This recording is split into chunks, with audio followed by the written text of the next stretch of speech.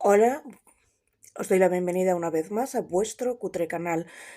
A continuación vais a ver una entrevista que le he hecho a alguien muy importante para mí, que es Andrés Villavicencio, y cuando yo conocí a Andrés vino a de Venezuela a España con una mano delante y una detrás, y sobrevivió gracias a la comunidad venezolana de mi barrio y a varios amigos míos, entre otras personas que se juntaron para ayudarle. Ahora Andrés se está haciendo muy famoso y se ha hecho famoso como el hombre que le cayó la boca a Irene Montero, pero en Venezuela ya era muy conocido porque era la persona que leyó las actas que daban la victoria a María Corina en el punto de Venezuela que había sido siempre chavista. Eso le puso en el punto de mira y tuvo que huir en una huida digna de Tom Cruise en Misión Imposible. Este vídeo estaba preparado para que se hiciera con un amigo mío que iba a venir con una cámara buena, una iluminación, unos focos, un todo, y ese amigo se puso enfermo. Y yo no sabía si Andrés podría hacerlo más tarde o yo tampoco, porque ahora Andrés está súper liado. Y decidí tirar para adelante y hacerlo de la forma más cutre posible, porque creo que merece la pena, merece mucho la pena que le escuchéis. Y también quiero deciros otra cosa, van a aparecer un montón de pop-ups y no solo es para darle ritmo al vídeo, que también, aunque hay gente que se queja, pero para que se vea que todo lo que dice Andrés está sustentado por datos, y datos no de fuentes que consideréis de derecha, sino de Amnistía Internacional y de la BBC, que son fuentes consideradas de izquierda. Porque aquí en España la izquierda niega a la mayor datos que son reales y que ya reconoce la ONU, Amnistía Internacional y muchísimos, la ACNUR y muchos organismos internacionales. Y es muy largo, pero creo que os va a enganchar. Si eres de los que quiere ver 20 minutos, pues divídelo en 3, pero es muy interesante todo lo que cuenta. Cuenta su huida, cuenta la situación actual en Venezuela, cuenta la situación accidentada que se encontró al llegar aquí, y te puede interesar mucho, tanto si te interesa la cuestión de Venezuela, que creo que sí, tanto si te interesa la cuestión política, que si me sigues creo que sí, como si te interesa una historia humana de superación bastante llamativa. Pues nada, sin más, vamos a por ello. Bueno, uno, dos, tres. Hola, bienvenidos a todo el mundo. Os doy la bienvenida una vez más desde este cutre canal y habréis visto que hemos cambiado de sitio. ¿Por qué? Porque si no, en mi o sea, el estudio que uso para trabajar, 2 personas no cabían. Entonces me llena de orgullo y satisfacción presentar a alguien del que vais a oír hablar muchísimo, y yo lo he podido traer la primera porque es mi amigo, que si no de qué. Pero lo vais a ver en un montón de sitios, porque no solo fue el héroe nacional que le cantó las 40 en directo a Irene Montero y consiguió lo increíble, dejar callada a Irene Montero, sino que Andrés Villavicencio es héroe nacional en Venezuela por otras razones. Voy a empezar, bueno, aquí le tenéis, es Andrés Villavicencio. Para vosotros, el hombre que ha dejado callada a Arantxa Tirado y a Irene Montero en directo. Pero más allá de esto, para los venezolanos es alguien mucho más importante porque fue, ¿qué hiciste?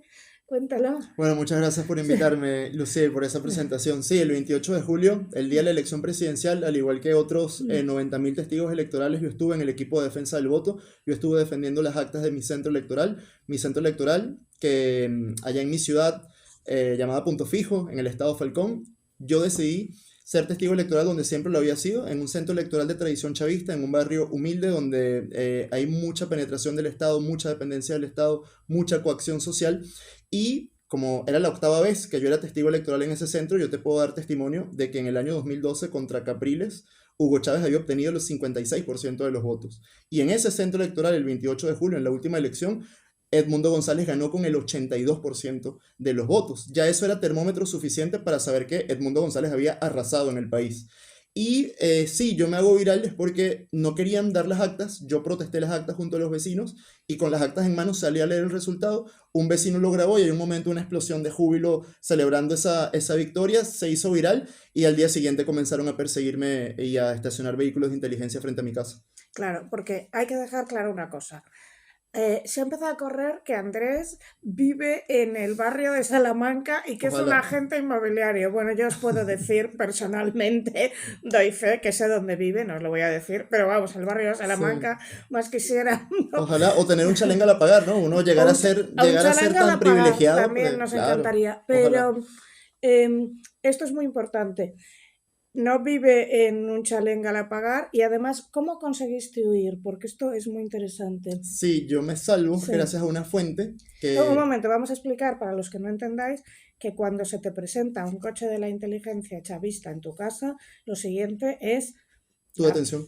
sí, y tu detención Sí, puede ser, hay una palabra que no se puede decir que empieza por M, el cabrón hijo de su de Monedero y estaba dando una charla sobre los derechos humanos en el helicoide. Yo no me lo puedo sí. creer. Hay que ser El espiritualmente miserable para ser capaz Sí, de hacer algo así. porque el helicoide es un centro de torturas donde van los desaparecidos y los torturados. Entonces, eso es, Y está certificado por Naciones Unidas, no es una opinión de Lucía. sí, está certificado. Y entonces, eh, cuando organizaciones nada sospechosas de ser de derechas como Amnistía Internacional ya han dejado claro que el helicoide es un centro de torturas, que el chavismo es una dictadura, que hay desaparecidos, que hay 8 millones, probablemente más, de gente que ha tenido que huir por el hambre, que el país está completamente destrozado, que vaya alguien a dar una charla sobre los derechos humanos en el helicoide es una provocación y un nivel de maldad prácticamente increíble. Totalmente. Totalmente. Entonces tú te ves el coche delante de Sí, casa. sin matrícula. Sí, La primera vez, el lunes 29 de julio, el día siguiente de la elección, se bajan dos hombres. Ambos tenían tapabocas, tenían mascarillas. Uno de ellos tenía capucha, el otro tenía una gorra. Y tocan la puerta de mi casa y preguntan, ¿aquí vive Andrés Villavicencio? Los atiende mi hermano y mi hermano les hace las preguntas correctas. Mi hermano les pregunta quiénes son, por qué el vehículo está sin matrícula, por qué no dan sus nombres, y ellos dicen que supuestamente eran técnicos de la empresa que nos presta el servicio de internet y que necesitaban ingresar a la vivienda para reparar una supuesta avería que se les había reportado. Falso, no habíamos hecho ese reporte. Al luego hacer esas preguntas y ellos no contestar, mi hermano les cierra la puerta. Ellos permanecieron un rato más, tomaron fotos, hicieron videos de mi casa y se retiran. Esto se repitió los días siguientes hasta que llegó un momento donde a mí me anulan el pasaporte arbitrariamente. Y tú tienes que ingresar a tu usuario SAIME, que es el sistema de identificación de Venezuela, para revisar tu pasaporte. ¿Por qué? Porque ellos no te notifican la anulación. Ellos ni te envían un mensaje de texto, ni te envían un correo electrónico. Tú tienes que revisar. Y si tú no revisas, porque esto es la doble trampa, si tú no revisas y se te ocurre intentar ir a un aeropuerto, lo que procede inmediatamente es la retención de tu documento y tu detención por intentar viajar con un documento anulado que no te habían notificado que te lo habían anulado arbitrariamente además. Pero una vez yo veo esa anulación, yo aún así decido permanecer en Venezuela, pero el punto de quiebre llega el sábado 10 de agosto, que se estaciona una camioneta frente a mi casa y me llama la atención que esta vez sí tenía matrícula. Era la primera vez que tenía matrícula el vehículo que estacionaba frente a mi casa. Yo le tomo una foto a esa matrícula, se lo envío a una fuente y le pregunto, mira, dime por favor qué está pasando, si puedes conseguir información, esta es la matrícula y el tipo tiene más de 4 horas frente a mi casa haciendo fotos y grabando videos.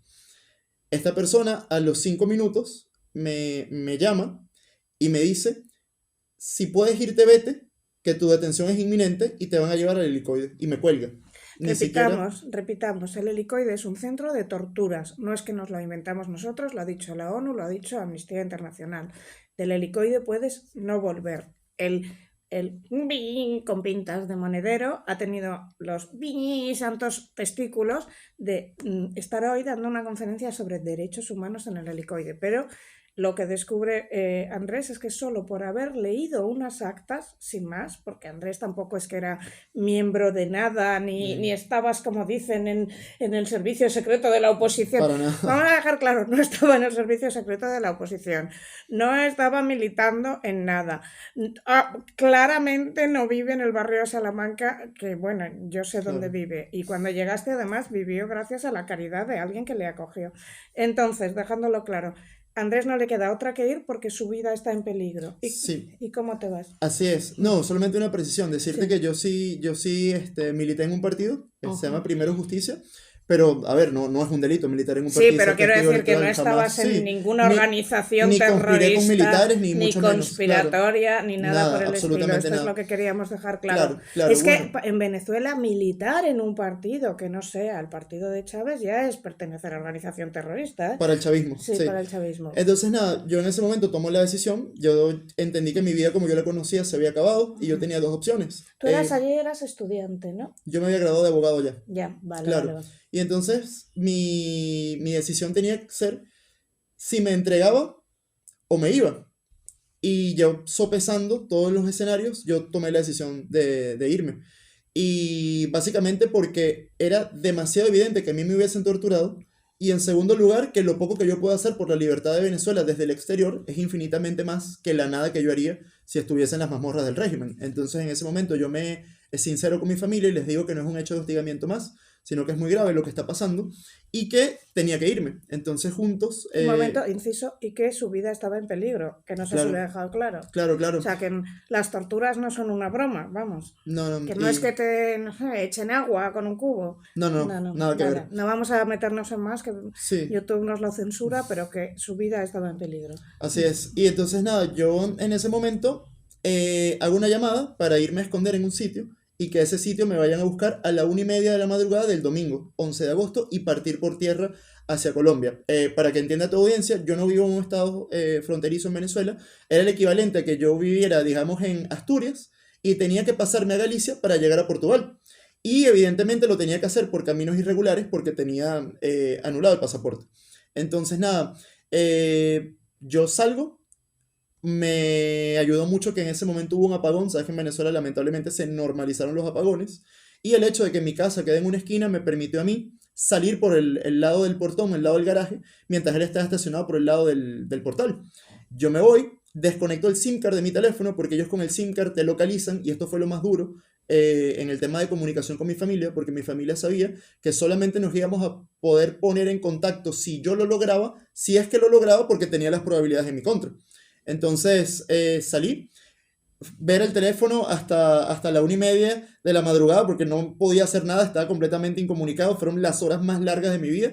Afortunadamente esta persona fue puntual, a la 1:30 llegó al sitio y partimos hacia Colombia. Una persona además, Lucía, con la que yo voy a estar agradecido toda mi vida porque se la jugó por mí y se la jugó por ayudarme. Ya, cuando hablamos de la SIM card, obviamente creo que lo habéis entendido todos, pero es la tarjeta del teléfono que Sí, la quitas para que no te localicen. exactamente. Exactamente. Entonces, empieza para un estudiante de Derecho normal una historia como Tom Cruise, ¿no? Que es, sí, tengo que subir. Pero es que, claro, cuando él hace el equivalente de que es irse de Madrid hasta Galicia, irse de Madrid hasta Galicia en España, pues es irse por carreteras, pero irse de Madrid, ¿desde dónde hasta dónde era?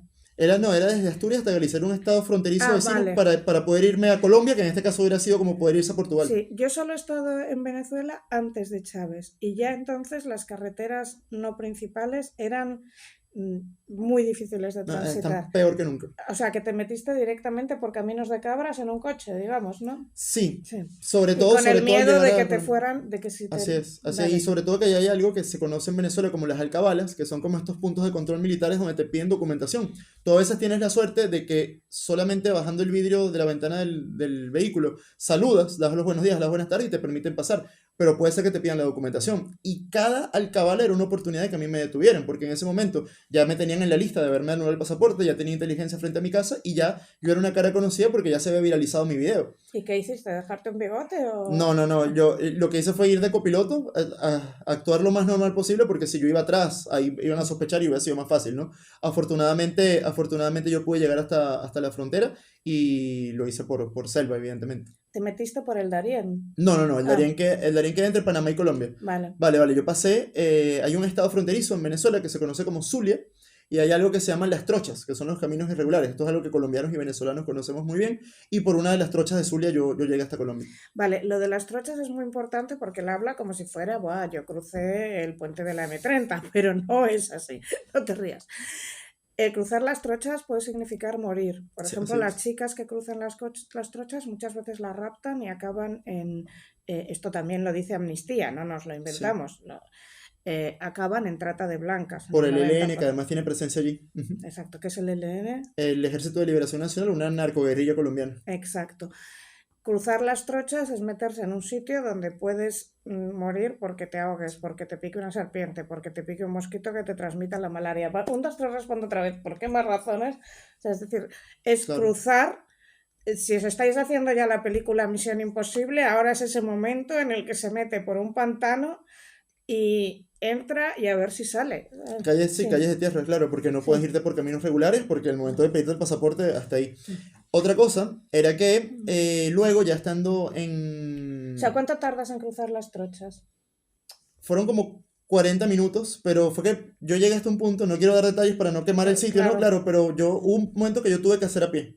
vale. Sí, Y sí. entonces alguien te guía, ¿no? No, me dijeron, mira, te vas acá, camina directo, que ya va a haber un momento donde tú vas a saber que ya estás en Colombia y vas a ver carros que puedes alquilar para moverte hacia otra ciudad. Yo me moví hacia una ciudad que se llama Maicao, que es una ciudad fronteriza de Colombia.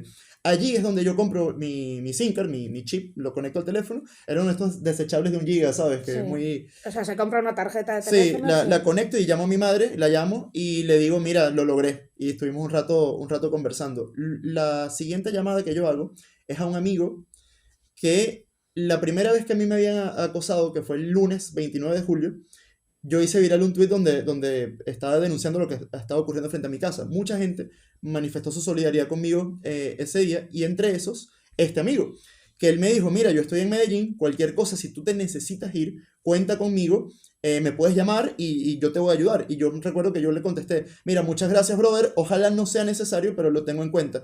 Bueno, luego de colgarle a mi madre, él fue la persona que yo llamo y le digo, mira, lamentablemente fue necesario, ya estoy aquí en Colombia, estoy en Maicao, y él me dice, mira, nada, toma el autobús, vas a tomar llegas a Medellín y yo te voy a estar esperando en el terminal de autobuses. Así fue, me lleva a su apartamento y ahí en su apartamento es donde comienzo a ver mis opciones de dónde irme. Un momento, porque se me ha quedado grabada una cosa. Tú llegas a las trochas, te dejan solo en un camino de tierra. Caminando, ¿Cuánto tiempo caminas media solo? hora, 40 minutos. ¿Y esas media hora tenías miedo de ahora llega la LN y me lleva? Sí, claro, Vale, podía pasar porque vale. es donde ellos hacen presencia. Más ahora que desde el tema de la desmovilización en Colombia, aunque en los últimos días hubo algo grave, pero ellos operan más en Venezuela y operan sobre todo en los tres estados fronterizos de Zulia, Táchira y Apure. Y yo estaba en Zulia, estaba en uno de O los sea, que sitios donde ellos tienen te presencia. jugabas que te hubieran También, secuestrado y hasta luego, Lucas, ¿no? claro. Vale, entonces dejemos, llegas allí, llamas a tu madre, llamas a tu amigo, coges un autobús, te plantas en Medellín. Allí comienzo a ver a dónde irme. Ujú. Y yo tenía dos opciones. O me venía a Madrid. Un momento, ¿tenías pasaporte o te lo habían anulado? No, el pasaporte está anulado, pero Ujú. como la anulación es arbitraria, solamente tiene efectos dentro de Venezuela. Tú no puedes Vale. entrar o salir fuera de Venezuela. Está perfectamente vigente hasta su fecha de caducidad, que en mi caso es octubre de 2031. Yo tengo 7 años más de pasaporte. Ujú. Entonces, y por eso yo puedo tomar un vuelo desde Medellín hasta Madrid sin ningún problema. Pero estando ya en el apartamento de mi amigo es donde yo comienzo a considerar mis dos opciones, ¿no? Yo tenía o venirme a Madrid o irme a Estados Unidos. En Estados Unidos yo tengo a mi mejor amigo en Dallas y él ya me había dicho, mira, vente, sabes que o sea, cuenta conmigo, pero tienes que venir. ¿Cuál es el problema? Yo no tengo visa. Y cuando tú no tienes visa y eres venezolano, no vas a poder ingresar a Estados Unidos sin saltarte tener que caminar por el Darién, por la selva del Darién, que esta selva cuya travesía son 3 4 días, frontera entre Colombia y Panamá, donde hay una crisis humanitaria, donde han muerto miles de personas, donde han desaparecido decenas de miles de personas. Repetimos que esta crisis humanitaria no nos la inventamos, buscad Amnistía Sí. Internacional Darien, vais a ver las cifras, son Y todo aterradoras. esto es contrastable. De hecho, hablando del helicoide brevemente, hay un artículo que yo recomiendo de la BBC que dice helicoide de centro comercial a centro de torturas, porque sabes que en un principio esa infraestructura estaba pensada para ser un gran centro comercial y bueno, años después fue estatizada y luego con la llegada del chavismo al poder se convirtió en el centro de torturas, pero vamos, todo lo que decimos es contrastable. Estoy en Medellín, ¿no? Y estando en Medellín ocurre que yo veo eso, que tendría que pasar por el Darién, y decido llamar a 3 conocidos que yo sabía que habían pasado por el Darién y ya estaban en Estados Unidos. Es decir, estamos hablando de 3 personas que lo lograron, Ujú. ¿no? Y yo les digo, mira, estoy en esta situación, ¿qué me aconsejas? ¿Qué me recomiendas? Y los 3, Lucía, me dijeron, ni se te ocurre irte por el Darién. Y el que me convence de venirme a Madrid es el tercero, que yo recuerdo que él lloró en la llamada contándome cómo vio gente morir en la selva. Ujú. Y me dijo, no, mira, no pases por ahí, por favor, toma la otra alternativa. Y bueno, tomé la otra alternativa y me vine a Madrid.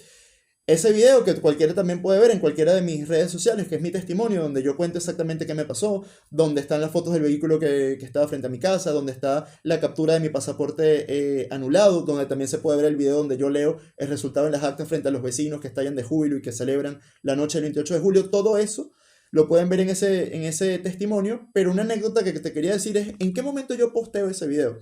Porque yo necesitaba que ese video ya fuese viral al momento de ingresar a España para poder solicitar mi asilo. Pero al mismo tiempo, yo no podía postearlo estando en Colombia porque ya el Estado colombiano tiene antecedentes de extradición y de deportación de venezolanos opositores y, bueno, para nadie es un secreto quién está en el poder allá en Colombia en este momento. Petro. Y era un riesgo también. Entonces comienza una discusión con mi amigo, que él es la persona que está sosteniendo la cámara, él es la persona que graba ese video testimonio mío, de en qué momento era prudente subirlo. En cuanto te hubieras subido al avión, No, ¿no? lo hice ya con el pasaporte sellado en la última cola para montarme en el avión. Yo lo posteo y apago el teléfono. Y yo recuerdo que cuando llego a Barajas y enciendo el teléfono y me conecto al Wi-Fi, mi teléfono reventó de notificaciones. Lo recuerdo. Era de mucha gente, primero solidarizándome, segundo gente compartiéndolo, tercero periodistas tratando de ponerse en contacto para comenzar a tener entrevistas y hablar del tema, que cosa que hice. Mi historia es bien conocida y está en varios medios de comunicación registrados, tanto escritos como audiovisuales, y cualquiera la puede ver. Vale, yo te voy a hacer una pregunta. El otro día me llama una amiga mía, que es buena persona, ¿eh? Y que trabaja en El País, y me dice, he visto que estás apoyando a María Corina, pero ¿cómo puedes apoyar a una oligarca? ¿Tú qué le responderías? Mira que en Venezuela la verdadera oligarquía son los que han saqueado el país, que es la oligarquía roja. Que viven aquí, ¿dónde? Porque ella no se lo creía. Sí, que Viven esos en el son, barrio de esos Salamanca y son son los que, sí, millonarios. y esos son los Sí. que realmente andan tensando el mercado inmobiliario y andan jugando con eso porque tienen demasiado dinero. Y bueno, para nadie es un secreto todo lo que ha pasado allí. Sí, También es esto es contrastable, también es importante. investigable, Para ¿no? mucha gente es un secreto, porque esto es muy importante que lo tengamos claro.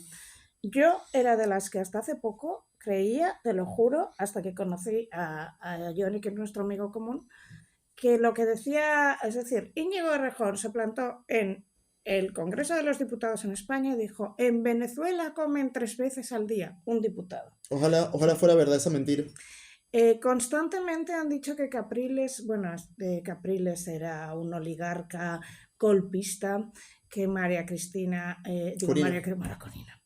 María Corina es una oligarca, es decir, el relato que se vendió aquí durante muchísimo tiempo ha sido Maduro y Chávez han sido elegidos democráticamente, pero fíjate, han sido elegidos durante 20 años, ¿sabes? Sí, ¿no? ¿Qué cosas? Pero, oye, y otra Sí. cosa que me parece también importante decirlo, a mí no me parece mal que una persona sea rica de cuna. Yo creo Sí. que lo malo y lo condenable es que una persona sea rica de robo, que es lo que hemos estado viendo en Venezuela en los últimos 25 años. Y nada, decirte que en Venezuela ya el tema ideológico, incluso esta lucha lo ha trascendido, porque el tema ideológico que yo reivindico como algo fundamental, algo importante, opera solamente en clave democrática, cuando hay democracia. En Venezuela no tenemos democracia y por supuesto que ya en Venezuela el debate pasa a ser civilidad y democracia contra autoritarismo y represión. Y esa es la batalla que estamos dando realmente. A mí me enorgullece como venezolano que alguien como el presidente de Chile, Gabriel Boric, que es un tipo de izquierda, de toda la vida de izquierda, militante del Partido Comunista, que se hizo famoso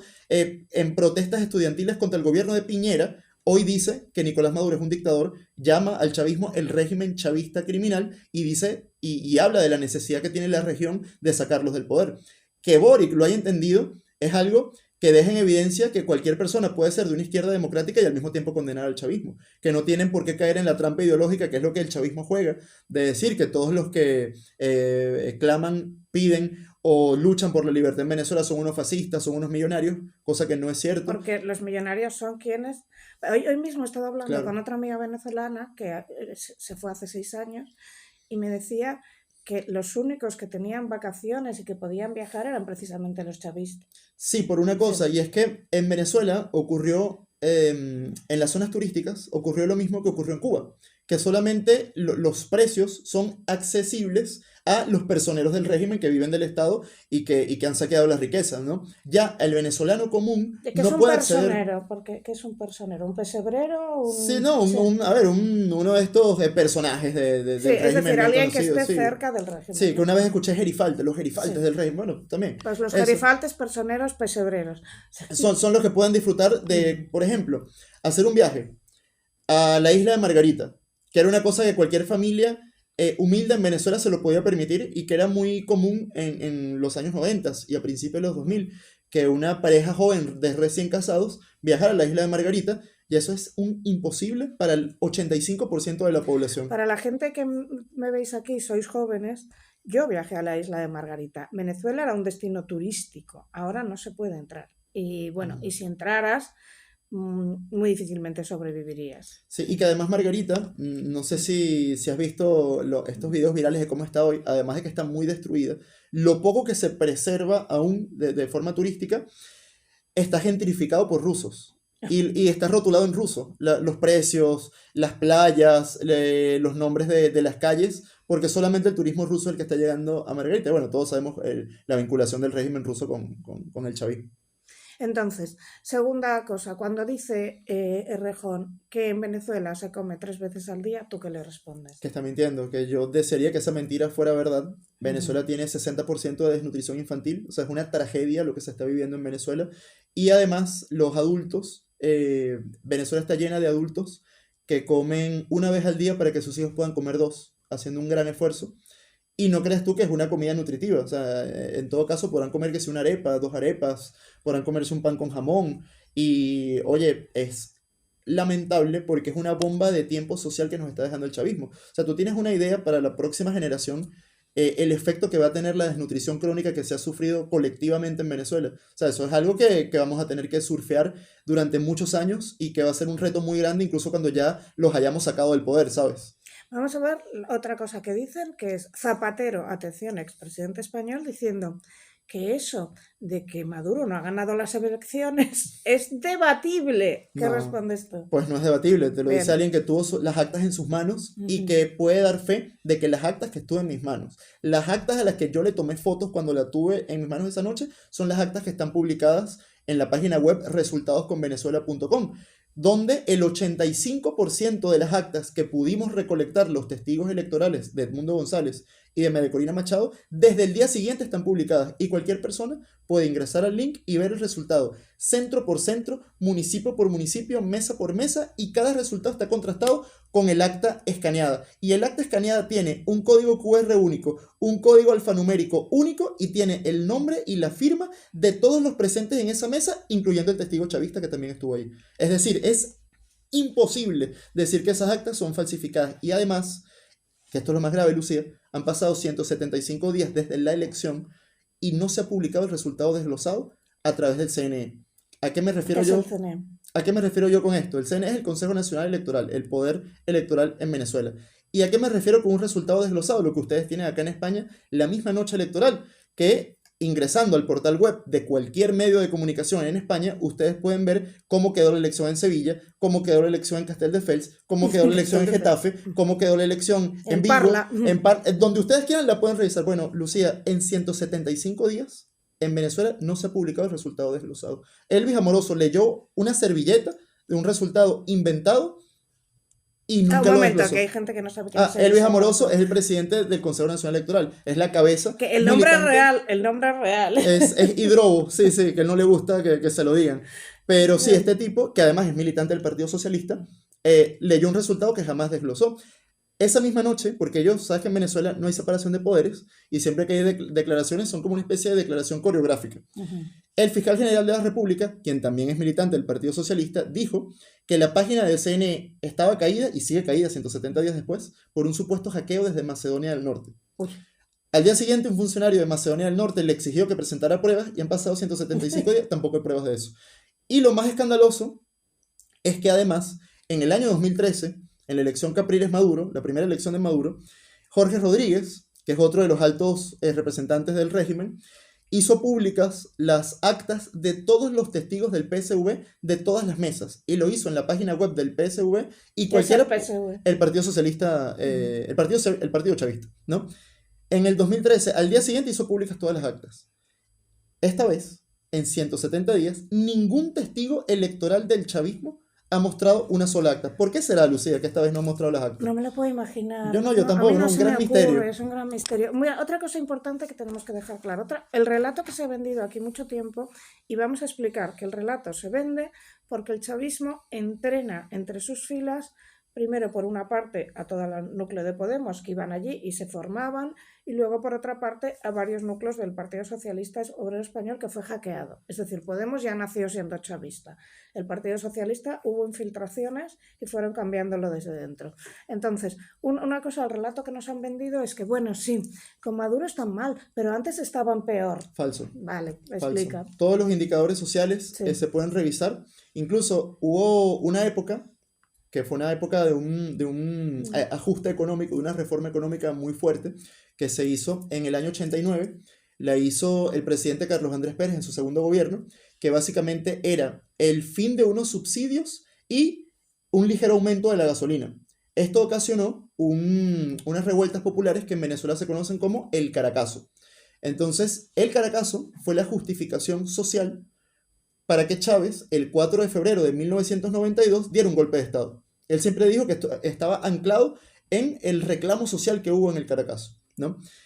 Chávez, a quien la democracia le respetó su vida y a quien jamás se le violaron sus derechos. Es decir, no le torturaron, para nada. Le indultaron, de hecho. Tenía visitas conyugales y tenía tanta libertad de comunicación dentro de la cárcel que dentro de la cárcel planificó un segundo golpe el 27 de noviembre del mismo año, ¿no?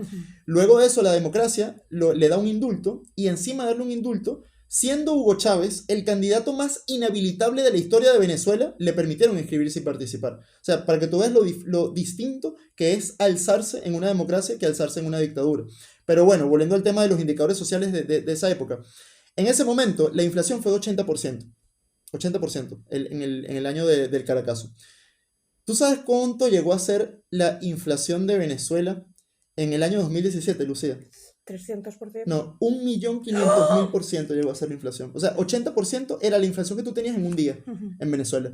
Y, o sea, si utilizamos la lógica chavista, eso justificaba un golpe de Estado, ¿no? Ah, no, entonces ellos comenzaron a perseguir, ellos comenzaron a decir que era la derecha, que estaba saboteando. Ellos incluso llegaron a vender una idea cuando comenzó la escasez, porque ellos aplicaron unos controles absurdos a la producción, aplicaron controles al cambio. En Venezuela, si yo saco una tarjeta de un banco de Venezuela y yo quiero ir a tomarme un café contigo y decir, mira, Lucía, vamos a tomarme un café en tal parte y yo voy a pasar mi tarjeta no va a pasar porque hay control de cambios y no permite que la tarjeta transaccione con divisa extranjera. Y estamos hablando de el año 2025, Lucía, y tenemos un control de cambios cavernícola y somos uno de los 3 países que lo tienen, que son Zimbabue, Corea del Norte y Venezuela. O sea, para que tú veas en qué grupo nos pone el chavismo a nivel de desgracia económica. Vamos a explicar otras cosas porque muchas veces tú o la comunidad venezolana aquí sobreestima lo que la gente sabe y la gente cree lo contrario, porque eso te digo que me llama una periodista del País. Y aquí ha habido un relato durante 20 años de vendernos. Bueno, sí, que allí no están muy bien, pero antes estaban peor. Que allí comen 3 veces al día. Aclaremos, no se come 3 veces al día y si mucha gente sobrevive es porque hay 8 millones de venezolanos fuera que son los que envían dinero. La familia, sí. Así es. Que en realidad Maduro vive muy humildemente. Esta es la más fuerte que he recibido, por favor, cuéntalo. No, o sea, Maduro tiene una vida de lujos, incluso tanto de así, despilfarros. De despilfarro, que me imagino que ustedes recuerdan cuando se hizo viral en el año 2013, este chef turco. No lo recordamos. Tú no pienses que ellos... bueno, lo cuento. Chef que sirve la sal, que deja caer la sal así y que muchos artistas de Hollywood fueron a verlo, entre ellos DiCaprio, que fue el más famoso que se tomó una foto con él. Ese año Maduro fue a comer con ese restaurante, en ese restaurante con ese chef, quise decir. O sea, esto porque, para que tengan una idea del nivel de hipocresía de esta gente que va con el cuento de que representan a la clase obrera, de que representan la lucha de los pueblos, y lo que hacen es que al llegar al poder comienzan a tener una vida, primero como el mayor oligarca del país y en segundo lugar una vida que sin vivir del Estado jamás hubieran sido capaces de hacerlo, porque esta gente en el sector privado jamás hubiese podido Recordemos alcanzar que Maduro este nivel. era un conductor de autobús. Oye, cosa que es bastante honrada, ¿no? Cualquier trabajo es honrado, pero pasar de vivir como un conductor de autobús a tener una vida de oligarca únicamente porque te enchufaste en el Estado es algo moralmente condenable, por supuesto que sí. Sí, hay una cosa aquí muy importante que yo puedo contar, que es que muchos de los que viven aquí viven todos en el barrio de Salamanca, en la zona más pija de Madrid, y viven con mucho dinero. Te digo por qué, porque he estado dentro de casas. ¿Y por qué he estado dentro de casas? Porque tengo un amigo que les vendía el arte y otra que era la decoradora, y entonces yo rápidamente me iba a Te cotillear, infiltraste. claro, y como no me reconocían, porque no me reconocían, pues yo iba con mi moño y mis gafas y cotilleaba. Entonces, tengo un caso de un amigo cercano que se enamoró de una chica venezolana y ella le ocultaba quién era la familia y tenía la orden de ocultarle, entonces, quién era la familia. Ella no quería que supiera quién era la familia original y se cambió hasta el apellido. Eso fue este año. ¿Qué año? Él a medio vuelta, fue muchos largos, 3 años hacia Ok, aquí, ok, ¿vale? ok. Entonces, una chica impresionante, impresionante, loquísima. Y que además, con unos arrebatos de, a mí me tienes que tratar como una lady, muy loca, ¿no? Él se hace fotos con ella y alguien que tú y yo conocemos, cuando la ve, dices, la hija de... Ah, mira. ¿Por qué crees que, porque no es la primera historia que digo así, que aquí ocultan quiénes son sus padres? Mira, porque ahí ellos saben que hay un estigma social, que la Sí. gente tiene un sano hartazgo colectivo a lo que ellos representan Ujú. y evidentemente ellos son objeto de condena social. Y oye, vamos, es lo mínimo que pueden ser objeto. Es una gente que ha estado desangrando un país, que destruyeron a Venezuela de una manera inimaginable.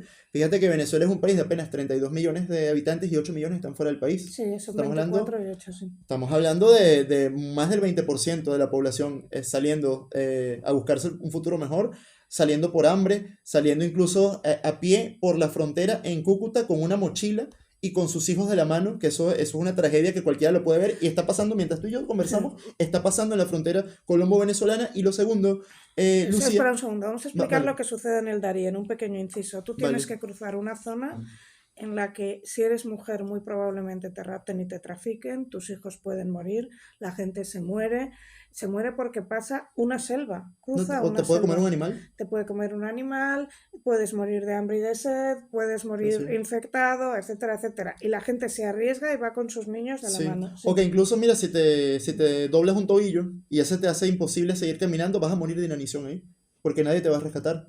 O sea, es el no estado, es la falta absoluta de misericordia y es una tragedia humanitaria, como cualquiera puede comprobar buscándolo en Google. Nada más ingresen Darien, tragedia humanitaria, y verán todo lo que nos pasa Sí, que es a los algo que me venezolanos llama la allí. atención, que es que Podemos, o la derecha política,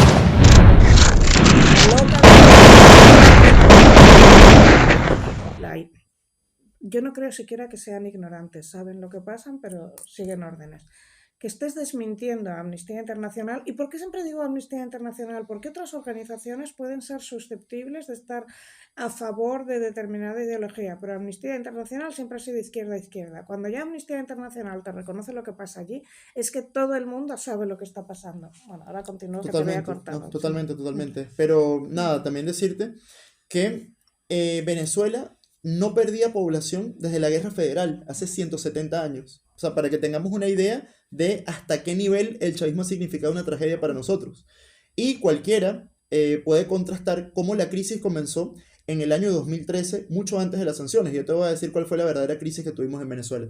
Lo primero es que en enero de 2003, Chávez aplicó un control de cambios que se mantiene hasta hoy, 22 años después, para ejercer control político y control social. Eso fue admitido por uno de sus ministros, uno llamado Aristóbulo Istúriz. Él dijo, el control de cambios no es una medida económica, es una medida política porque necesitamos ejercer control. Entonces eso produjo una inmensa corrupción en cuanto a el manejo de las divisas, porque solamente el Estado, ya en Venezuela no había mercado, en Venezuela si tú querías divisas tenías que pasar por el Estado, y el diferencial de cambios con el mercado paralelo hizo que mucha gente se enriqueciera con la trampa cambiaria.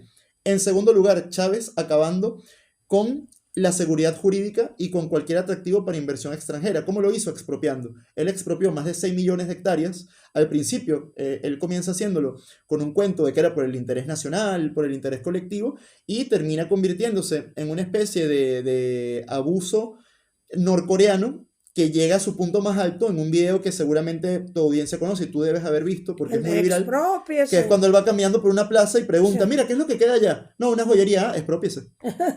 Me imagino que lo has visto, me Sí, imagino que sí, lo has sí. visto. Eso fue gravísimo para Venezuela porque eso acabó con la posibilidad de que ingresara inversión extranjera, que es la inversión que todo país necesita, porque es la que genera empleo real, es la que genera empleo privado, es la que genera empleo productivo, es la que tributa, porque en Venezuela se hizo algo que creo que en Argentina, antes de llegar Milei también se hacía, que era maquillar el desempleo con empleo público improductivo, ¿no? Que Exacto. es un truco socialista de toda la vida. Que Entonces, también se hace aquí.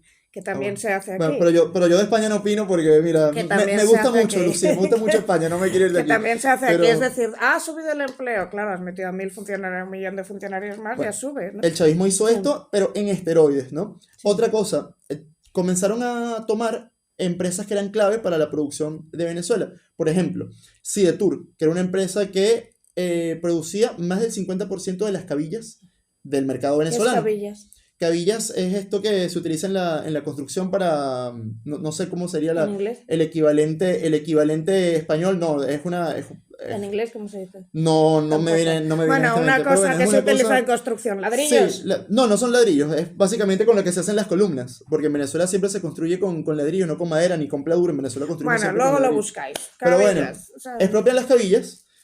Hubo una escasez crónica de cabillas que afectó la industria de la construcción. Luego, él expropia una fábrica que quedaba en mi estado, en el estado de Falcón, que se llama Holcim, que era una cementera. Y luego de expropiar Holcim y de expropiar Cemex, que era la cementera mexicana que también tenía presencia en Venezuela, una escasez crónica de cemento. vale. Entonces, sin cabillas y sin cemento, se cayó la industria de la construcción. Luego de eso, comenzó a expropiar a ganaderos, a agricultores, y no estamos hablando de terratenientes, estamos hablando de gente humilde que tenía una hacienda con unas 10 hectáreas y ellos arbitrariamente los expropiaban. ¿Cuál fue el resultado? Hubo una escasez grandísima de comida en Venezuela que Chávez pudo maquillar con una política agresiva de importaciones, ¿no? Él comenzó a convertir a Venezuela en una economía de puertos donde todo se importaba. ¿Qué pasa? Aquí hubo una corrupción enorme y además de la corrupción, de algo que tuvimos que importar que antes se producía, él lo vendía a precio subsidiado en algo que se llamaba Mercal para hacer quebrar al sector privado. O sea, Venezuela perdió 4 veces en ese tema. Y luego, lo más grave fue en el año 2012, que Chávez estaba perdiendo la elección y él decide, para remontar en las encuestas, hacer un gasto público desmedido, saudita, que es algo que se recuerda en Venezuela como el año de la última ilusión de prosperidad, que fue tanto el despilfarro, Lucía, que fue el año donde mayor litraje de whisky per cápita se consumió en Venezuela. O sea, imagínate el derroche chavista que Ya. hubo ese año. ¿Y qué pasa? En 2013 llegan las facturas y al final Maduro es como una especie de síndico de la quiebra de los desmanes de Hugo Chávez. Pero esto fue el origen de la crisis humanitaria y económica que tenemos en Venezuela. No las sanciones vinieron después y fue porque violaron derechos humanos. Vale, vamos a ir. Te voy a hacer preguntas. Hay un chico que conocemos tú y yo, Augusto. Yo he contado esta historia a gente y me han dicho es imposible que sea verdad. Augusto tiene una moto, un día se la roban, cuando va por ella resulta que el que se la ha robado es un conocido chavista del pueblo. Entonces le dice, oye, devuélveme la moto que la tienes ahí aparcada. Y lo siguiente es que se encuentra el coche de turno, etcétera, etcétera, y tiene que salir igual que tú. ¿A ti te parece esto una fantasía de la imaginación de alguien o sucede a menudo? No, sucede a menudo. Yo te puedo dar un ejemplo Sí. de algo que pasó en mi ciudad y es Ujú. que nosotros tenemos, sobre todo en las zonas más duras de inseguridad, porque Venezuela es un país muy inseguro, donde hay muchísima delincuencia y muchísima impunidad en Es delitos más comunes. inseguro que Afganistán, de nuevo, según Amnistía Internacional. Y repito, doy datos de Amnistía Internacional para que nadie me llame fascista. No, Amnistía Internacional es una organización claramente de izquierdas. y Sí, además, no, y además que Venezuela tenía una tasa de homicidios por cada 100.000 habitantes más alta que la de Colombia cuando la FARC todavía operaba en Colombia y sí. todavía asesinaba en Colombia. Para que tú tengas una idea de la desgracia a Ujú. nivel de inseguridad que vivimos los venezolanos. Bueno, nosotros tenemos a lo que se llaman los módulos policiales, que son como estaciones policiales pequeñas que se instalan en los barrios más humildes y que es donde mayor inseguridad hay. ¿Qué pasa? Que hay un caso donde una persona ocupó un módulo policial y cuando la policía trató de desalojarla, se consiguió con que era militante del Partido Socialista, una persona muy enchufada en el tema del aparato del Estado chavista, y los policías tuvieron que dejar el módulo policial. O sea, te estoy hablando de una persona para que tú veas el no Estado que se ve en Venezuela, ocupó un módulo policial y la policía no la pudo sacar. Vamos a preguntarte otra cosa, porque yo cuento estas historias y me vienen mis compañeros que son periodistas diciéndome eso es propaganda antichavista. Había un programa que se llamaba Ubica tu vivienda, que es si te has ido y estás trabajando fuera, dinos dónde estaba tu casa para que veamos si está bien. Y lo que hacían es, bueno, pues mi casa estaba en la calle tal en Trujillo, tu casa te la expropiaban. ¿Esto es real? Hubo casos, Sí. lo que pasa es que ese programa Sí. lo comenzaron a suspender porque se salió de las manos. Pero sí, había ¿Se un salió tema, de las manos? ¿Por qué? porque ya era un tema de que se comenzó una ocupación masiva, donde incluso ellos comenzaron a verse afectados, y cuando ellos se vieron afectados es que comenzaron a bajarle dos al tema. Pero yo recuerdo, A te voy a dar ver, una vamos a anécdota. explicar lo que está diciendo. Era, yo me he ido fuera a Madrid, digo, mi casa estaba aquí en Trujillo y te la ocupaban. Pero ¿qué sucedía?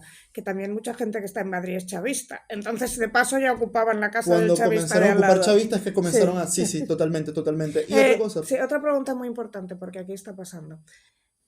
Eh, Antes de Chávez, tú podías poner un negocio en Venezuela bastante rápidamente. Ahora, si no eres chavista, es directamente imposible. Hasta abrir un restaurante, ¿no? sí, pero te Sí. ponen tantas trabas que Exacto. es, o sea, tú terminas desistiendo, terminas abandonando Exacto. la idea. Es una traba funcionarial, más impuesto, más Así. impuesto. Lo que hacen aquí con los Sí, autónomos, sí. por eso siempre digo que hay una hoja de ruta y que ya se ha hecho antes.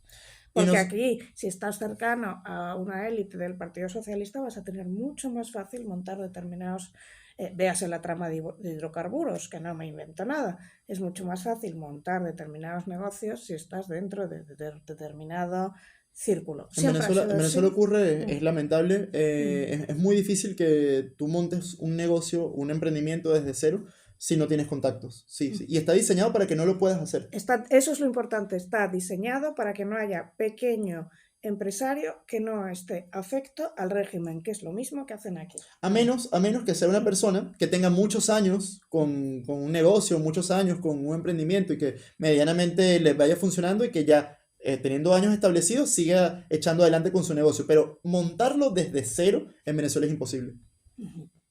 Vale, pues mira, nos quedan 15 minutos, un Vale. segundo.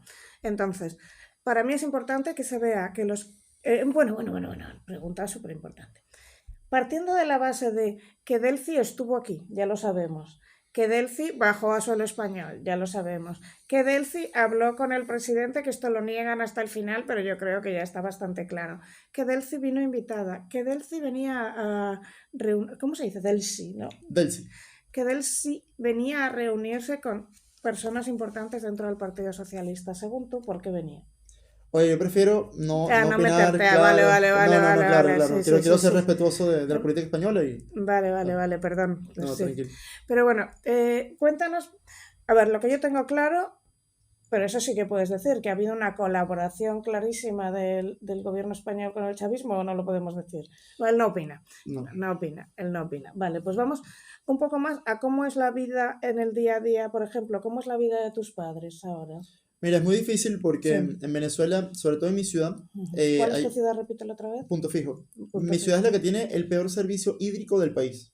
Entonces, tú tienes que terminar pagando camiones cisternas para que te lleven el agua hasta tu casa porque no hay agua por tuberías, incluso durante 2 meses. Sí, y esto es Un muy mes y medio. importante para que os hagáis a la idea, porque beber agua que no sea potable en cualquier sitio es peligroso, pero en Venezuela es morir.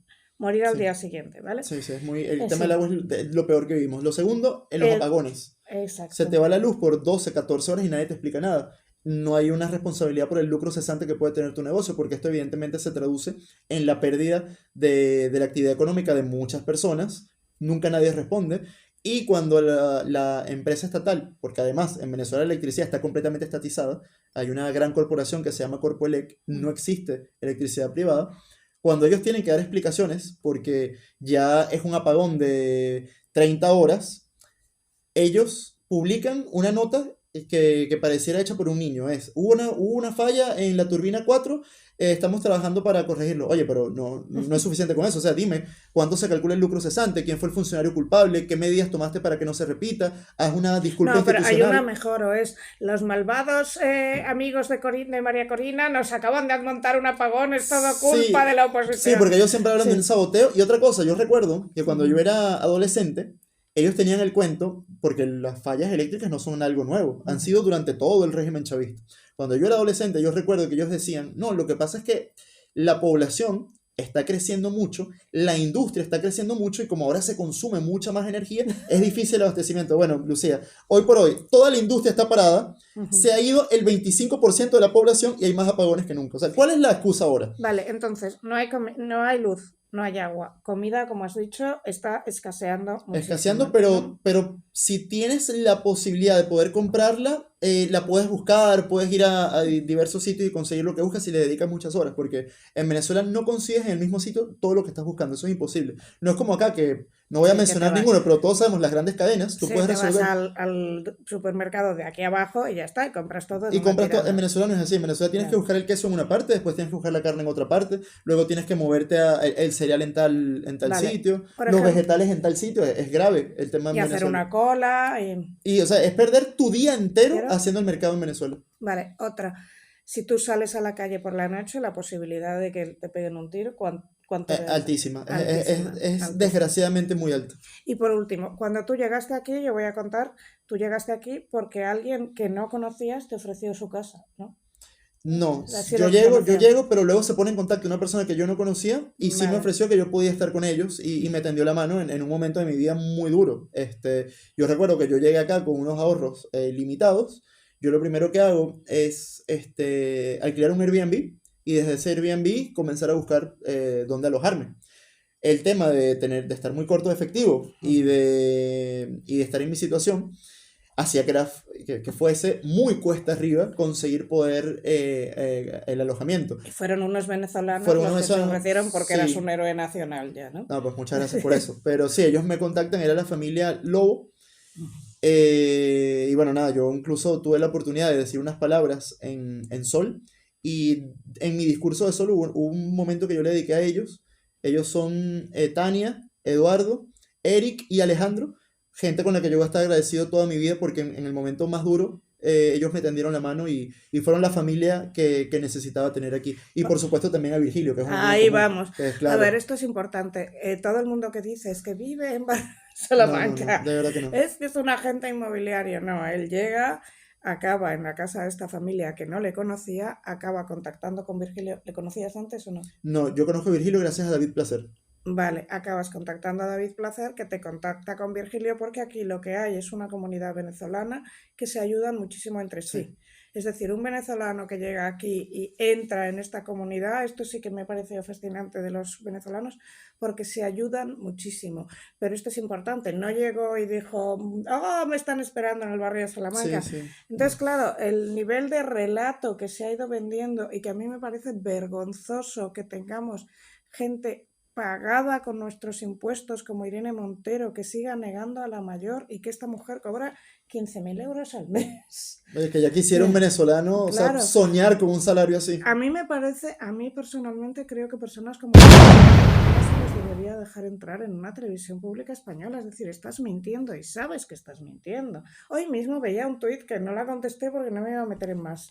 Pero decía, estos son todos, o sea, decía, estos son los venezolanos que apoyan a Chávez. Y estaba sacando un tuit de propaganda chavista y lo estaba poniendo y decías, pero ¿quién te paga para hacer esto? Es decir, nadie en su sano juicio, a la mínima que tenga 4 amigos venezolanos y un poco de información, se puede creer esto, pero el relato aquí ha cuajado durante años y yo reconozco que hace unos años yo me lo creía. Yo creía, o sea, lo que nos han vendido era, bueno, es que sí, vale, pero antes estaban peor, mentira, lo acaba Mentira, de demostrar. Bueno, es que por lo menos comen 3 veces al día, mentira, y mentira. antes sí que comían 3 veces Sí, al de hecho, día. ellos tienen un bulo que ellos Sí. decían que durante la Cuarta República, antes de llegar el chavismo al poder, la gente comía perrarina. Falso. ¿Qué es El kilo perrarina? de perrarina, el alimento para perro. Ah, vale. Claro, pero es falso, porque el kilo de perrarina históricamente siempre ha sido más caro que el kilo de carne. Y ¿Por qué? ellos ¿Qué es tienen, perrarina? ¿Qué es ¿sabes? eso? Esos alimentos que son exclusivamente para perros, para mascotas. Sí, el pienso de perros. Vale. Bueno, ustedes lo llaman así. Sí. Bueno, ellos decían que en la Cuarta República se comía perrarina. Falso. El kilo de carne siempre ha sido más caro que el kilo de perrarina, pero es un bulo de esos que a ellos les gusta convertir un relato falso. Sí, yo tengo que decir que yo he ido a Venezuela antes de Chávez y que es este tipo de pobreza que ves en muchos sitios que, claro, hay que establecer qué es la pobreza. La pobreza es que tus hijos mueran de hambre. Esa es Sí. la pobreza. Ahora, si tú no tienes un iPhone, pero resulta que vives en Naiguatá, que lo recuerdo como lo más bonito que he visto en la vida, tus hijos están bien alimentados porque tienes un campito, vale, pues igual tu casa no tiene, eh, no sé, unas... Es que la verdad las casas eran muy pobres, pero se vivía muy bien, o sea, la calidad de vida estaba bien. Entonces, medir los estándares de calidad de vida según un sistema occidental muy loco, que es si tienes electrodomésticos o tienes según qué cosas, no debería ser. Es si tus hijos pueden sobrevivir, si hay agua y si hay una... Sí, Sí. sobre todo porque esto es algo muy de extrema izquierda, decir esto de que la desigualdad y tal. Mira, yo como latinoamericano y como venezolano, te puedo decir que la desigualdad no mata, lo que mata es la pobreza, ¿sabes? Lo que mata es el hambre, lo que mata es la desnutrición infantil, lo que mata es la precarización salarial, lo que mata es que en Venezuela tenemos pensiones de $3 al mes. Eso es lo que cobra un pensionado en Venezuela. Y evidentemente es de verdad humillante y muy triste ver el estado en el que viven nuestros abuelos, porque todos están viendo cómo resuelven, todos están viendo cómo hacen el cheesecake y los venden para ver si luego pueden comer o pueden completar para tomarse, para comprar sus medicamentos, porque sabes que en Venezuela, cuando uno es de la tercera edad, uno siempre va a necesitar algún medicamento, o la hipertensión o algo. Pero en Venezuela las medicinas no están subsidiadas y la supervivencia de los abuelos está exclusivamente atada a qué tanta remesa puede enviar su nieto para que él pueda comprar Esto su vamos a medicamento. repetirlo otra vez. Si Venezuela sobrevive es gracias a que esos 8 millones de Totalmente, personas siempre envían dinero a Venezuela. Y encima totalmente. ese dinero que llega a Venezuela, una parte se lo queda a Chávez, es decir, digo Chávez, Maduro. Es decir, el chavismo se mantiene por esas personas que mandan dinero. Si no, ya habría caído hace muchísimo tiempo. Sí, o sería ya de plano un estado fallido, Ya completamente. es un estado Sí, fallido. es un estado que se está deshaciendo, Sí. literal, por donde tú lo veas, ¿no? Pero otra cosa, también decirte que tú sabes cuál es el peor salario en Venezuela, el salario del docente universitario. Y es muy común, y esto lo digo con dolor, que tú veas en la universidad a profesores que tienen dos posgrados y un doctorado, que son unos cracks en su materia, que son unos arquitectos que gozan de el respeto de la comunidad académica y tal, los ves dando clases con los zapatos rotos. O con la camisa que se nota que tiene más de 10 años con ella, o que tú los ves desgastados, que se le ve en el semblante que es una persona que la está pasando mal. Y mientras esto le pasa a nuestro magisterio, mientras esto le pasa a la reserva moral que tiene Venezuela, que es su profesorado, que sigue heroicamente dando clases a pesar de esas condiciones, tú ves gente en Venezuela que lo único que han hecho en su vida es adular al poder de turno, como decimos en Venezuela, jalar bolas, que tienen camionetas del año 2024, que tienen el último iPhone, y tú dices, mira, es que contra eso es contra lo que hay que luchar, ¿sabes? Contra la Es que esto imposición lo del puedo explicar malandraje. yo porque voy a explicar dos cosas que ya he explicado alguna vez. Yo tengo un amigo que vende arte a venezolanos, chavistas, aquí. ¿Y por qué compran arte? Porque es muy fácil blanquear con arte.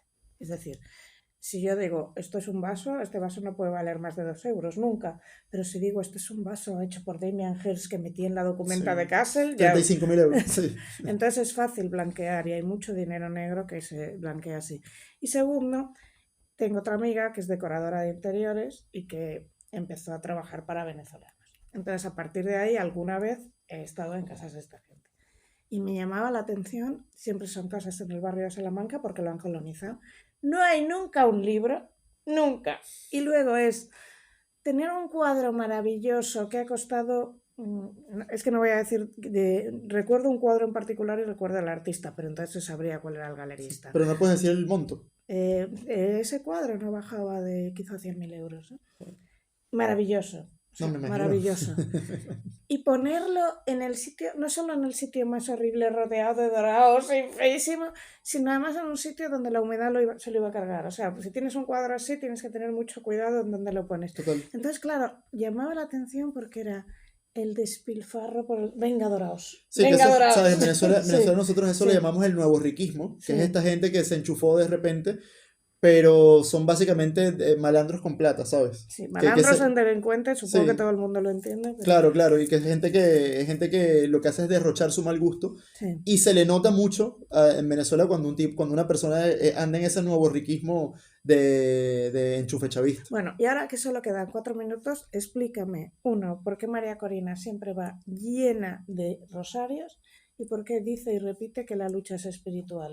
Mira, eso es algo clave y yo siendo una persona un poco escéptica lo puedo entender y es porque el chavismo tiene una vinculación muy grande con la santería, con el paletarismo y con la brujería en El general, paletarismo es la santería palera que con trabaja huesos, con huesos de sí, muertos. literalmente eso, Literalmente, o sea, sí, desentierran a gente, sí. tiene que ser gente importante, se supone que si alguien, que sé, Bolívar, ¿no? Que de esto, eso iba a decirte, que Sí, de esto no se ha salvado ni siquiera la tumba de Bolívar, que fue sí, profanada para en quitarle cadena los nacional huesos. para ver, totalmente. Sí, Entonces, como ellos están ligados a eso, y muchos de los asesinatos que se han cometido a presos políticos, tú ves la manera en la que han sido asesinados y tú entiendes que son toda una ofrenda a la oscuridad.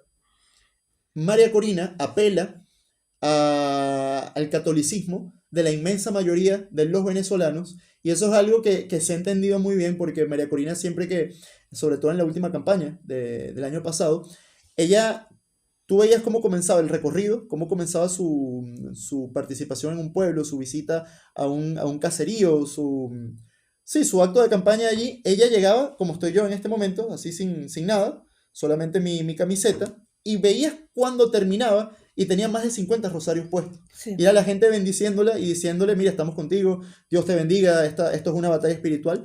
Eso desde el punto de vista religioso, pero también es espiritual desde el punto de vista anímico, porque ellos buscan quebrarnos, ellos buscan quebrarnos moralmente y que se instale la desesperanza entre la inmensa mayoría de los venezolanos y asumamos que no se va a poder cobrar el triunfo del 28 de julio o que no hay nada que hacer. Y contra eso es contra lo que hay que luchar, contra la imposición de la desesperanza, contra la imposición del malandraje chavista. Y ante eso, por supuesto, yo reivindico la conducción política de María Corina Machado. Ella es la mujer más valiente, ella ha sido una persona excepcional en esta lucha, lo ha dado todo, ha arriesgado todo, ha sacrificado todo y hoy por hoy está en una embajada porque ya tiene orden de captura.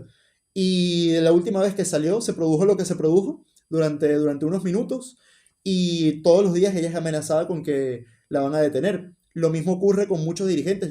Hay otro al que siempre reivindico cada vez que puedo, que es Juan Pablo Guanipa. Juan Pablo Guanipa es un líder de un estado llamado el estado Zulia y él es una persona que también lo ha sacrificado todo, es un gran amigo, una persona a la que yo le he manifestado mi cariño y mi afecto personal, pero además yo siento que su liderazgo, que es un liderazgo inflexible frente al atropello, es exactamente el tipo de liderazgo que los venezolanos necesitamos en estas horas aciagas para terminar de conquistar la libertad. Bueno, pues hemos llegado a la hora y hay varias cosas que tengo que explicar. Esto es muy cutre porque teníamos un amigo que iba a venir con una cámara, con todo, y se ha puesto enfermo. Y decidí que viniera de todas formas Andrés, porque en breve va a ser tan famoso que ya no va a poder venir. Bueno, ojalá. Segundo, os garantizo que no vive en barrio de Salamanca porque sé dónde vive y ya está, vamos a dejarlo aquí. Y no es precisamente el lujo y el No, glamour. no, El glamour lo lleva él de serie, pero hasta ahí. 3, si queréis que Andrés vuelva, dejadme un mensaje, también dejaré en la cajita de descripción todas sus redes.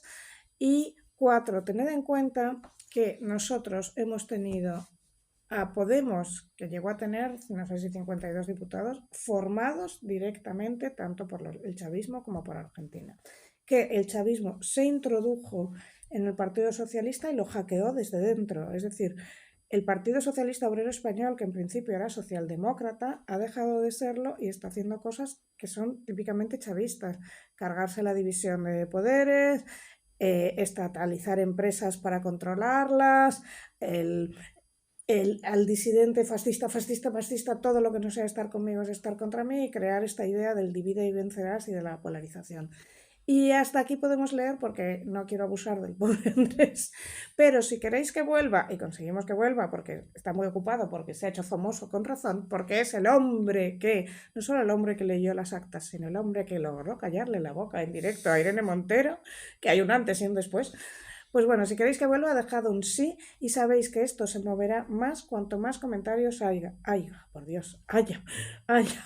Entonces, normalmente es cierto que dejáis muchos comentarios, por esta vez os voy a pedir, dejad un comentario aunque sea hola, o lo vi, o gracias Andrés, o viva Venezuela, porque necesitamos que este vídeo se mueva lo más posible. Queremos conseguir que este vídeo se haga viral.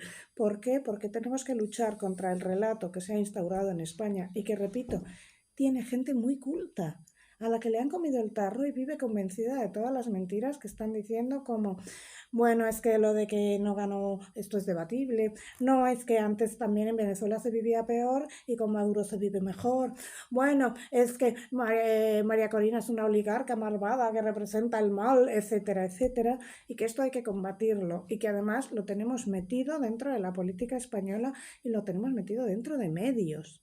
O sea, yo sigo sin entender cómo se puede llevar a Arantxa Tirado a hablar en una televisión que yo también, no fue en Televisión Española, fue en Antena 3. Antena 3. Vale, pero bueno, esta no la pago con mis impuestos, algo me tranquiliza, pero no lo puedo entender. Así que lo dejamos aquí. Quiero que pongáis un gracias a Andrés muy grande, por supuesto, gracias. No, Y muchas vamos gracias a a ver ti, si Lucía. conseguimos hacer este vídeo viral. Y la próxima, porque Andrés volverá, aunque ya será famosísimo, pero volverá, lo haremos bien, con un buen cámara y con una buena iluminación, pero es que la persona que iba a hacerlo se ha puesto enferma, con la gripe que ahora mismo tiene toda España. Pues muchas gracias y muchos besos. ¿Quieres decir algo para despedirte? Sí, nada, agradecerte a ti por el espacio, Lucía. Sí. Saludos a toda tu audiencia y viva Venezuela Libre. Viva Venezuela Libre. Un beso.